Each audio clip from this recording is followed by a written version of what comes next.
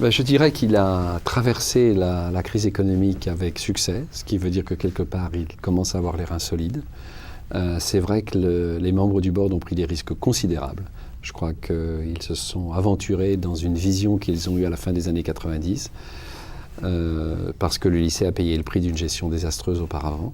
Le lycée n'avait pas d'endowment fund, donc n'avait pas de fonds de réserve en quelque sorte, pour affronter éventuellement des temps durs. Il n'avait comme recette comme moyen que ses biens immobiliers. Donc quelque part, les risques ont été énormes. Je dirais qu'au jour d'aujourd'hui, il est en bonne santé, mais il lui reste encore à rembourser pendant un certain nombre d'années, un peu plus de 20 ans, les actions ou les obligations qui ont été émises et vendues en moins de 3 heures en 2001, à hauteur de 94 millions, ce qui m'a beaucoup surpris puisque j'arrive à Aide France. Et c'est vrai qu'on parlait beaucoup d'argent dans un projet, mais dans un projet où les entreprises françaises n'ont pas voulu s'engager dans un premier temps. Et donc les membres du board ont pris d'énormes risques, mais je trouve que le retour en valait la peine, tout à fait.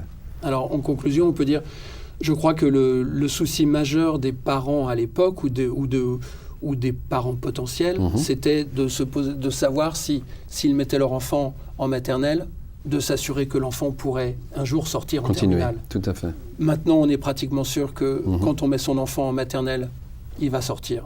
Il peut faire sa scolarité et sortir.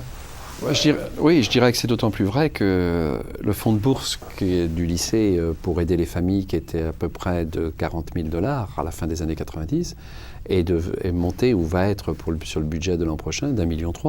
Donc c'est un effort considérable fait par le lycée et une volonté du board de protéger cette diversité socio-économique.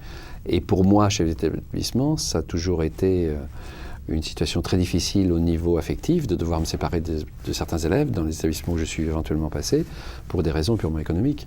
Donc quelque part, ça me donne un confort de vie par rapport à ces élèves-là pour les récompenser et leur offrir cet enseignement jusqu'au bout. Bien sûr. Alors en parlant d'enseignement, parlez-nous un petit peu des jumelages du lycée français ou des associations ou des accords avec d'autres écoles, que ce soit des écoles françaises ou à l'étranger. Est-ce qu'il y a de telles choses qui existent? On a peu d'accords. On a un accord avec le lycée Louis-le-Grand puisqu'on envoie des élèves de seconde à Louis-le-Grand pendant 6 à 8 semaines et des élèves de Louis-le-Grand viennent en retour au niveau de la seconde. On a parfois des jumelages temporaires sur des échanges avec de famille à famille. Mais finalement, on a très très peu de choses pour une simple raison, c'est qu'il est très difficile, lorsque les familles accueillent à New York, d'accueillir d'autres enfants, puisque les appartements sont en général très petits et laissent peu de place à accueillir d'autres membres dans la famille. Donc c'est un problème majeur auquel on se heurte et auquel ne se heurtent pas des établissements comme ceux de San Francisco, qui font beaucoup d'échanges avec des établissements sur la Polynésie française, sur la France, sur l'Allemagne, sur l'Espagne, sur l'Italie. Donc on a une difficulté majeure à New York, c'est certain. D'accord. Une question qui me vient à l'esprit quand je pense au lycée français, qui est un endroit quand même, un carrefour d'influence. Il y a beaucoup de gens, comme vous le disiez, qui sont soit des diplomates, qui sont soit des enfants de Français qui ont été envoyés travailler aux États-Unis. Est-ce que la politique, en règle générale, que ce soit une politique américaine ou une politique internationale, est-ce que la politique est déjà rentré en compte dans la vie du lycée français? Par exemple, l'exemple qui me vient à l'esprit, le 11 septembre, les tensions franco-américaines, c'est vrai qu'il y a eu une époque, quand les États-Unis ont envahi l'Irak, par exemple, où il ne faisait pas bon être français, où il ne faisait pas bon le dire. Est-ce que ça, c'est... Alors moi, j'avais déjà vécu le French bashing quand j'étais en Australie, puisqu'en Australie, en 1995, le président Jacques Chirac avait redémarré les essais nucléaires.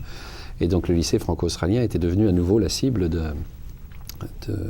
des attaques ou du courroux de la population locale, ce qui était quelque part légitime. Le courroux de Kourou. Tout à fait. Et donc quelque part, j'ai eu un peu peur que les choses recommencent de la même façon. Et quelque part, tout au long à la fois des tensions autour de la guerre en Irak, du 11 septembre, l'école est restée un véritable sanctuaire de tolérance et un sanctuaire d'acceptation en dehors de tout débat politique. Le seul regret que je formulerais, c'est que le président Chirac, qui a été extraordinaire pendant l'inauguration que l'on a vécue en septembre 2003... Qui est venu à New York. Qui est venu à New York et qui est venu juste le premier chef d'État à mettre les pieds à New York après la catastrophe ou le désastre du World Trade Center, je trouve que quelque part, on a raté une occasion. Parce qu'au moment de l'inauguration, on a eu la Marseillaise, mais nous n'avons pas eu l'hymne américain. Or, c'était un moment important dans l'histoire de la France aux États-Unis, et on aurait dû avoir l'hymne américain. D'accord. Effectivement. C'est vrai. Alors, là, je viens de vous poser une question assez légère. J'aimerais poser une question un peu plus sérieuse maintenant.